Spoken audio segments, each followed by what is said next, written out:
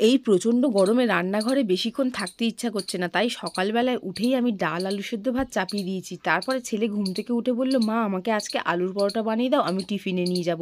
আমি বললাম, এই গরমে আমি এখন আলুর পরোটা বানাবো? অনেক সময় লাগবে, এখন পারবো না, যা। বলে ছেলেকে তো বলে দিলাম, কিন্তু তারপর ভাবলাম যে না, ছেলেটা আলুর পরোটা খেতে চেয়েছে, যাই একটু বানিয়ে দিই। তো ওই ভাতের থেকে 3টে আলু বের করে একটা আলু ম্যাশার দিয়ে ভালো মতন ম্যাশ করে ওর মধ্যে 2 কাপ পরিমাণে আটা দিয়ে ওর মধ্যে একটুখানি নুন, সাথে ভাজা মশলা, একটু কাসুরি মেথি, পেঁয়াজ কুচি, কাঁচা লঙ্কা কুচি, সামান্য একটু তেল আর অল্প একটু জল দিয়ে এটাকে মেখে নিয়েছি। নিয়ে একটু মোটা করে ভালো মতন বেলে নিয়ে এবার কিন্তু তাওয়ার মধ্যে এটা ঘি দিয়ে খুব সুন্দর করে ভেজে নিচ্ছি। ঘিয়ের গন্ধ শুকে ছেলে কিন্তু রান্নাঘরে এসে বলল, মা তুমি আমার জন্য আলুর পরোটা বানিয়ে দিয়েছো, থ্যাংক ইউ। আমি বললাম, ঠিক আছে, ওয়েলকাম।